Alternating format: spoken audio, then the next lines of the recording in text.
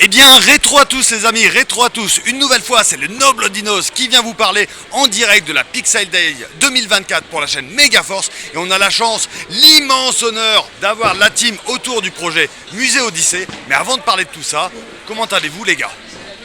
Quel enthousiasme, bonjour, Tev, ici Japon, ça va très bien, ça va très bien. Beaucoup de gens aujourd'hui, hein. Je m'attendais pas à ce qu'il y ait la queue, même une heure avant l'ouverture, c'est assez fou, hein. Je m'attendais pas à ça. Et ce n'est que le début. Salut, content d'être là, la Pixel Days, c'est la première année qu'on vient, donc on va voir un peu comment ça se passe et on va rencontrer tout le monde, c'est cool. Ça c'est top. Alors par contre, j'en vois là au fond là, les vilains qui sont près du radiateur qui nous disent ce projet Odyssée, le musée Odyssée, qu'est-ce que c'est? Alors c'est un projet qui a débuté il y a à peu près 2 ans quand avec Ludovic on a découvert la collection de Ludovic et tous les deux on a commencé à parler de comment on pourrait la mettre en valeur et qu'est-ce qu'on pourrait faire comme projet commun en associant nos forces en fait, lui ses connaissances et sa collection et puis moi mon audience sur YouTube. Et quand on en a parlé un petit peu au grand public, on a vu qu'il y avait un sacré enthousiasme et qu'il manquait un lieu en France qui représentait un peu les jeux vidéo dans sa globalité. Il n'y a pas rien, mais il n'y a rien vraiment à la hauteur de ce qu'est le jeu vidéo parce que ça nous touche tout le monde aujourd'hui. Et quand on a lancé les premières idées, en fait, on a vu c'était très attendu et que les gens étaient prêts à nous suivre. On a fait un crowdfunding, déjà assez ambitieux à la base, mais on a eu tellement d'émoi autour qu'on a revu le projet à la hausse. Et maintenant, le projet Odyssée, ce sera un lieu qui sera à Bussy, Bussy-Saint-Georges, à côté de Disney, à l'est de Paris. Un projet de plusieurs milliers de mètres carrés qui regroupera un musée du jeu vidéo qui sera probablement le plus grand du monde et aussi ce qu'on appelle un village japonais avec des activités commerciales, des restaurants et aussi une grosse zone événementielle. Donc vraiment un point de repoint, de ralliement pour tous les passionnés non seulement de jeux vidéo mais aussi de culture populaire, culture japonaise. Je sais pas si tu veux ajouter quelque chose. Oui, non, mais t'as bien résumé. On travaille déjà là depuis le crowdfunding, on travaille à fond dessus. Donc on est 5 à gérer ça, à brainstormer autour du projet. Donc il avance, il évolue, il commence à prendre forme dans notre tête là et ça avance pas mal quoi. Donc ça commence vraiment à avoir une belle gueule et puis on travaille à fond là tous les jours là-dessus et voilà quoi. Donc ça avance. Et qu'est-ce qui pousse un peu un collectionneur à se dire un jour, voilà, j'ai tout ça et il faut que je partage mon expérience auprès des gens? Tous les collectionneurs, ils ont ça en tête, hein, je pense. Hein. Vous pouvez demander tous les collectionneurs du truc, ils veulent faire un musée. Hein. C'est pas une idée génialissime, c'est juste que c'est la finalité d'un collectionneur. Quoi. Quand on commence à collectionner tout, après le but, c'est quand même de partager et pas de garder sa collection. Il y en a certains qui veulent avoir leur petite collection chez eux, mais ils sont minimes. L'idée, c'est quand même, on voit toutes les vidéos qui sont faites sur les collections, ils veulent partager, ils veulent montrer leur passion, leur connaissance. Et voilà, après quel intérêt j'ai d'avoir ma collection chez moi entassée quand ça va être déjà même pour moi beaucoup plus intéressant de l'exposer. C'est le rêve, c'est de l'exposer. J'en suis arrivé à un niveau où tu peux même pas les exposer en fait, même pas les sortir. Donc là on va pouvoir les sortir des boîtes, ça va déjà être énorme quoi.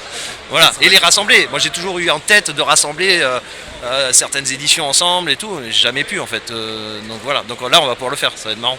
Et est-ce que vous pensez que ce financement participatif, c'est un peu cette volonté, un peu de tout le monde, de se dire on va participer à notre manière à la préservation du patrimoine vidéoludique? Ah, totalement. Et encore, je pense qu'on a juste gratté la surface. On a réussi à parler déjà à ma communauté à la base, mais aussi à ceux qui s'intéressent aux jeux vidéo, je pense plus largement. Mais le grand public aussi a beaucoup entendu parler du projet après la fin du financement participatif, parce qu'on a battu plusieurs records européens. Donc ça a encore fait beaucoup parler et il y a beaucoup de gens qui même après le financement se sont dit ah ouais c'est intéressant et même encore maintenant c'est tous les jours qu'on a des gens qui nous disent comment est-ce que je peux vous aider etc. Donc je pense que ça touche même au-delà des passionnés du jeu vidéo parce que nous comme je disais on va parler de culture populaire, de choses comme ça. Il y a l'aspect nostalgie, il y a l'aspect aussi les gens sont contents qu'il se passe des choses en France positives. Et il y a aussi l'aspect, nous on documente ça sur internet, tout l'aspect entrepreneurial, ça plaît aussi à beaucoup de gens parce que nous on est là pour faire un peu de pédagogie, montrer comment ça se monte un projet comme ça, pour dire que c'est pas facile, hein, c'est vraiment très difficile, il y a beaucoup de challenges et à qui on parle, comment on le fait, il y a toute cette aventure là aussi qui intéresse aussi des gens qui seraient pas forcément intéressés au projet mais qui aiment l'aventure en elle-même, donc ça regroupe beaucoup de gens en fait. Mais alors, c'est vrai que c'est quand même sacrément ambitieux parce qu'on se dit, il y a des musées du jeu vidéo un petit peu partout dans le monde, même si ça reste assez rare, on se dit en France, c'est ce qui nous manque. Là vous arrivez, et non seulement vous allez créer quelque chose d'inédit, mais en plus en se disant ça va être le plus grand du monde. C'est complètement dingue. Après, le plus grand du nombre du monde déjà en termes de pièces, déjà on est au-delà de ce qui se fait dans d'autres musées. Après, on les a pas tous vus, hein. Bon, c'est prévu qu'on aille les visiter, les voir. Puis il y a plein de choses qui sont autour. Là, ça va être un projet qui va être documenté jusqu'à la sortie, quoi. Ça n'existe pas. Un projet comme ça qui va être documenté, les gens ils vont pouvoir suivre, s'impliquer dans le projet. Et puis voilà, quoi. Donc ça va être voilà. Pas plus. Ben, ça va être dingue, c'est ce qu'on souhaite. Après, au départ, on n'avait pas pour ambition de faire le plus grand du monde. On s'est dit, on va déjà en faire un en France, c'est déjà pas mal. Mais c'est vraiment toute l'attente qu'il y a autour qui nous a poussé à revoir le projet vers le haut. Et en fait, même d'un point de vue espace, il y a tellement de gens qui veulent se greffer dans le projet, que ce soit des éditeurs, des professionnels, etc., que, à force, de ce que si on veut caser tout le monde dans le projet, en fait, ça va être le plus grand espace comme ça au monde. De toute façon, il n'y a rien de similaire à vraiment ce qu'on veut faire. En point de vue surface de musée pur, je pense qu'on sera le plus grand. Et le projet, dans sa globalité, c'est un projet unique en fait au monde, tout simplement. Bah justement, j'allais y venir parce qu'en plus, ça va être le plus grand musée du monde, du moins c'est l'ambition, mais en plus il y a beaucoup de choses autour, c'est-à-dire que c'est un peu c'est un peu le microcosme dans le macrocosme. Est-ce qu'on peut en parler un petit peu plus? Alors moi j'ai pas mal voyagé et à chaque fois que je voyage, je tourne autour du jeu vidéo, de la pop culture. Donc je vais toujours chercher les magasins, chercher les lieux et tout ça. Il y a très peu au monde de lieux où sont rassemblés. Il y a Akiba au Japon où il y a les magasins, la pop culture qui est vraiment un lieu que tout le monde rêve d'aller voir. Et il y a Voltaire à Paris. Mais en dehors de ça, dans le monde, à Bangkok, il y a un immeuble un peu pop culture. C'est les 3 lieux que je connais où il y a un rassemblement comme ça. Mais et encore, c'est des immeubles, ils ont mis tout le monde là, c'est des magasins. Et voilà, c'est pas comme ça en fait. C'est pas comme. Alors on va essayer de se rapprocher un peu de ça. L'idée c'est aussi de rassembler d'autres magasins de jeux, des magasins de pop culture, faire tout un microcosme comme ça autour du jeu vidéo où on puisse se déplacer, mais ne serait-ce que pour le musée, mais aussi pour la zone commerciale, le village japonais, et les gens ils viendront aussi pour ça, quoi. Moi je me déplacerai pour ça, clairement. S'il y a un truc comme ça qui se fait avec des magasins, des restos autour de la pop culture, c'est clair que j'irai de suite, quoi. Et en plus, quand on suit votre projet, alors c'est vrai que c'est intéressant ce que tu dis, parce que ça va réunir les personnes de la pop culture en général, mais aussi on voit que vous n'êtes pas juste casé sur le rétro gaming, il y a du nouveau, il y a de l'ancien, c'est vraiment cette volonté de réunir toutes les générations. Ouais, ça va vraiment aller du rétro au même l'e-sport par exemple. On veut toucher vraiment toutes les facettes du jeu vidéo pour toucher toutes les personnes qui s'y intéressent, quel que soit leur axe d'attaque, j'ai envie de dire, du jeu vidéo, hein. Quelqu'un qui va jouer à Minecraft et quelqu'un qui a découvert les premiers Pong, tu vois, c'est pas forcément le même public, mais on a envie qu'ils se retrouvent dans cet univers-là. Et après, comme disait Ludovic, il n'y a pas vraiment, tu vois, il y a des quartiers et des choses comme ça, mais vraiment, il n'y a jamais personne qui s'est dit, bon, bah, on va regrouper dans un seul bâtiment tout ce qui touche aux jeux vidéo. Et on aura aussi une place importante à l'événementiel. Pour laisser la parole à tous ceux qui gravitent autour du jeu vidéo, que ce soit des gens qui ont une expertise, mais même très, très pointue parfois, et qui n'ont pas forcément leur place dans un projet, tu vois, en dehors de ce que sera l'Odyssée. On pourra leur donner la parole, par exemple. On pourra faire beaucoup de choses éducatives avec des enfants. Enfin, il y a vraiment plein de pans qu'on n'avait pas forcément anticipé au départ, mais qui vont être intéressants à aborder. Et après, oui, effectivement, tout ce qui est shopping, restaurant, on sait que ça fait revenir les gens, parce que il y a 2 problèmes dans un musée en général. C'est comment est-ce qu'il est périn. Et on sait qu'en France c'est difficile d'avoir un musée, on ne peut pas compter sur des subventions parce que c'est difficile à aller chercher et juste ça ne marche pas, hein, le modèle économique. Donc on a trouvé des solutions pour contrer ça. Et le deuxième, c'est comment faire en sorte pour que les gens non pas viennent mais reviennent en fait dans un musée. Et c'est vrai que tout l'aspect un peu économique qu'on va mettre autour avec les restaurants, les magasins, les événements, etc. Bah, c'est ça qui va faire revenir les gens. Je pense que le musée, tout le monde va vouloir le découvrir, mais l'endroit tu vas vouloir revenir parce que c'est bien, parce que c'est bon, parce que c'est amusant. Justement, j'allais y venir parce que c'est vrai qu'il y a encore beaucoup de travail pour ouvrir ce musée et ensuite pérenniser la chose. Mais du coup, vous allez aussi peut-être, et justement c'est intéressant ce que tu dis avec tout ce que vous allez mettre autour, bah vous allez un peu redéfinir, je ne vais pas dire la fonction, mais un peu la définition, le système d'un musée en fait. Alors clairement, on pense faire THE magasin à la sortie du musée, quoi. L'idée c'est de faire un des plus beaux magasins, quoi. C'est mon métier depuis 30 ans, de faire un des plus beaux magasins de jeux, de rétro gaming et tout à la sortie du musée. Et aussi, oui, on va faire une rue à la japonaise, qu'on se retrouve un peu dans l'ambiance aussi japonaise, parce que quand même on est très lié au Japon dans le projet. Et faire des magasins, qu'on puisse retrouver un peu tout, faire les...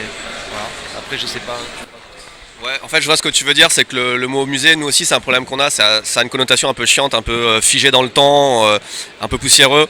Et vraiment, même nous, le mot musée, ça nous convient pas trop parce que c'est pas juste ce qu'on veut faire, ça va plus haut. Et effectivement, c'est un peu comme tu dis, c'est pas redéfinir le concept parce que c'est un peu trop vantard de dire ça, mais dans le fond, c'est quand même un peu ça. C'est qu'on sait que c'est intéressant, mais on essaie de trouver d'autres angles d'attaque qui vont faire que les gens s'intéressent aussi à ce qu'est un musée, sans être vraiment un musée. Enfin, on n'a pas de mot en fait c'est pas un parc d'attractions, c'est pas un musée, c'est un peu l'entre-deux. On essaie de trouver, on invente notre formule en fait, effectivement. Et est-ce que c'est pas trop difficile, parce que je reviens un peu sur le côté participatif, on voit que vous suivez un petit peu, ça se fait sur les réseaux, sur le Discord, est-ce que c'est pas difficile un peu de prendre toutes les idées des gens pour essayer d'en ressortir quelque chose qui soit vraiment cohérent? Non, parce qu'on a quand même pas mal d'idées. Quand on discute, on arrive à se rejoindre sur pas mal de points quand même. Finalement, l'idée du musée, il est assez clair. Et on arrive là, on commence à avoir des visions un peu de ce que ça va être physiquement, et on tombe tous d'accord assez rapidement sur ce qu'on veut. Après, comparé au projet initial, je crois que la surface, on parlait de 1500 mètres carrés, et là on a fait x3, x4 quasiment sur la surface pour pouvoir justement intégrer un petit peu tout le monde. Donc c'est plus un défi de financement et d'organisation. Mais je pense que tout le monde pourra trouver son... maintenant le projet est tellement grand que tout le monde y trouvera son compte, je pense. Enfin, j'espère en tout cas. Le but c'est de décevoir personne en tout cas. Alors on va arriver à la fin de cette interview avec ma question favorite. Je vais vous la poser à chacun. Messieurs, le mot de la fin. Le mot de la fin, continuez à nous suivre sur cette aventure parce que c'est passionnant pour nous. Donc je pense que ça va être passionnant pour vous aussi. Et on va essayer d'inclure tout le monde autour du jeu vidéo sur ce projet, quoi. Oui, moi ce sera un mot de remerciement pour tous ceux qui nous ont déjà aidés à venir jusque là, parce qu'on est 5 sur le projet, mais en fait c'est des dizaines de milliers de personnes qui nous soutiennent et qui nous aident à tous les niveaux. Donc merci à ces personnes là, et merci à toutes les personnes qui à partir de maintenant peut-être découvrent le projet et viennent vers nous, même nous posent des questions, s'intéressent et partagent autour du projet.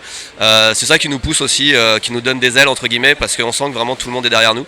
Donc merci à tout le monde, et nous de notre côté on va se donner à fond pour faire le plus beau projet possible. C'était le contrat de départ et on est toujours sur ce contrat-là. Eh ben merci messieurs, en tout cas c'est extraordinaire, on est également impatients et bien sûr que ça va être terrible. En attendant, si vous ne connaissez pas ce projet du musée Odyssée, vous filez cette vidéo, vous regardez dans les commentaires, on mettra tous les liens, renseignez-vous, c'est vraiment très important pour la préservation du patrimoine vidéoludique. En attendant, portez-vous bien et n'oubliez pas que si vous aimez le musée Odyssée, vous êtes la pop culture.